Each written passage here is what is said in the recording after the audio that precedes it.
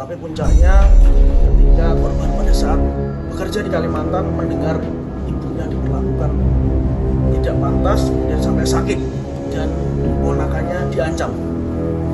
Itulah puncaknya pada saat itu. Prasetyo, 25 tahun, menghabisi nyawa Suyoto, 52 tahun, yang tak lain saudaranya sendiri dengan cara keji. Hingga menyebabkan Suyoto meninggal dunia di lokasi di deoan rumahnya di Desa Kecamatan Pulung, Kabupaten Ponorogo.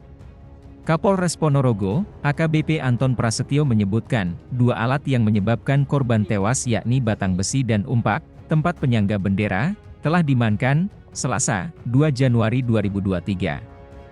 Dia menuturkan bahwa kronologinya, tersangka merayakan tahun baru minum miras di halaman rumahnya. Selanjutnya pulang, pelaku masuk ke rumah dan teringat perilaku korban kepada ibunya. Akhirnya tersulut emosi dan mendatangi rumah korban, yang kebetulan berada di samping rumah pelaku berjarak dibatasi kebun yang menjadi lahan sengketa.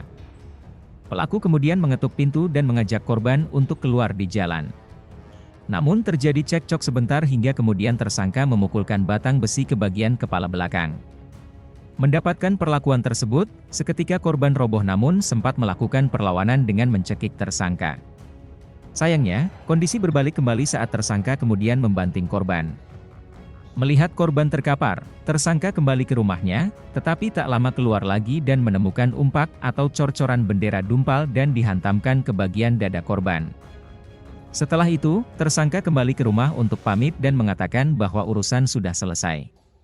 Menurut AKBP Anton Prasetyo, beberapa saksi mengetahui hal tersebut dikarenakan keduanya cekcok dengan suara yang cukup tinggi. Tetapi saksi tak berani melerai, karena melihat tersangka dalam kondisi mabuk. Saksi kemudian melaporkan kejadian tersebut ke Polsek Pulung. Keterangan daripada pelaku bahwa motifnya adalah karena dia sakit hati, ibunya disakiti. Terkait dengan ucapan maupun perbuatan perilaku korban yang sudah lama terjadi sebetulnya. Tetapi puncaknya ketika korban pada saat bekerja di Kalimantan mendengar ibunya diperlakukan tidak pantas, kemudian sampai sakit dan ponakannya diancam. Nah, itulah puncaknya pada saat yang bersangkutan merasa sakit hati. Salah satu pemicunya memang tanah kan atau bagaimana? Ya, lebih besar karena faktor sengketa tanah tersebut. Karena itu juga yang mengakibatkan percekcokan antara korban dan ibu korban. Dan masih ada hubungan kerabat kan? Dari keterangan pelaku mereka keluarga jauh. Masih kita dalami terkait dengan hubungan keluarga. Motif membela sakit hati ibu ini apa juga bisa meringankan begitu kan? Itu nanti tergantung hakim, meringankan atau tidaknya. Ini ancamannya sementara apa? Bukan jeratan. Penganiayaan berat mengakibatkan matinya seseorang atau pembunuhan, pidana maksimal 15 tahun penjara. Pelaku ini menyerahkan diri atau bagaimana? Sempat kabur. Secara persuasif menyerahkan diri dibantu oleh pihak keluarga korban. Keluarga pelaku. Oke.